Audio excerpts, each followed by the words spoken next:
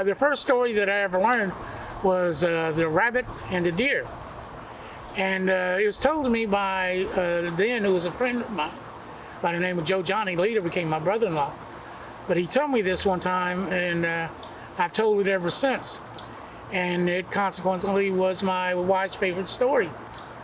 But we use these stories to teach each other how we want to interact with other people, other tribal members, other tribes, other non-tribal members, how we want them to treat us, how we want to treat them, the good and the bad in meeting people. And we want this to kind of go down. And that's why they used to have, like the council houses, they no longer exist, but we would get in there and tell stories, and they would be passed on. This was our history. A lot of people have asked, well, do you believe the stories? Do you believe in the animals talking? Well, I do know our people told these stories to help our people. So in that aspect, yes, I believe in these stories. I believe they're true.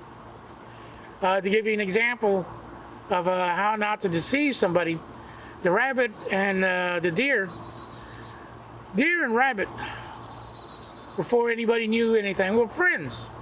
They would visit each other. They would go over to each other's hut. They'd go out and hunting where the grass was greener and where there were acorns and stuff to eat, with fresh water. But if the truth were known, deer was jealous of rabbit. Because rabbit could run. Rabbit could run just as fast as, jump as far as he could. Man, rabbit was fast. Deer, on the other hand, had these long furry feet. And every time he tried to go through the woods, he'd be tripping and falling. He would make all kinds of noise, scaring everybody. And he wasn't very graceful. He'd fall flat on his horns sometimes.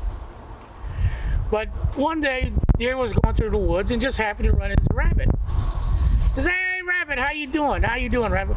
Rabbit looked at him. "I'm rabbit. I run fast, jump fast. I'm rabbit. I'm fast. I'm rabbit. How you doing, deer?" Deer said, "Yeah, hey, you rabbit, you are fast. You really are.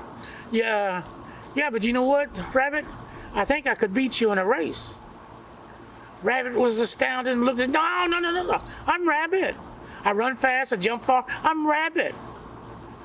Deer looked and said, "Yeah, rabbit, you're fast, but I think I can beat you in a race." Rabbit looked at him, no. And deer said, "Well, I'll challenge you to race, rabbit, from here to that tree and back." Rabbit looks and said, no, okay. So deer said, "Okay, let's line up here." They lined up. And deer said, "Okay, rabbit, to that tree and back." That winner comes back and he's here first, right? Okay. So they lined up. Deer says, "Go," and they take off. Well, sure enough, before deer's even halfway to the tree, rabbit's already to the tree and back. Deer finishes the race and comes back. "Yeah, deer, you really are fast. But you know what, rabbit? I think it's because of those small, tiny little feet you got. I think that's why you're so fast." Rabbit goes, "Oh, no, I'm fast. I'm rabbit. I can run in anything. I'm rabbit. Jump far, run fast. I'm rabbit."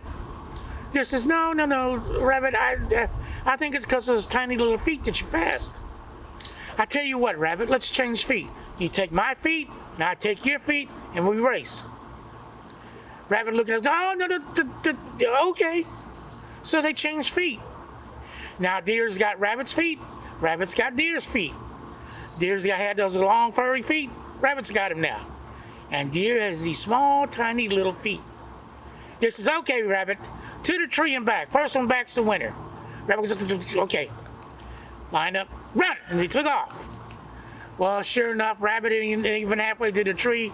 Deer's at the tree, and he's running past the tree. Rabbit stops and, "Hey, deer, you're right.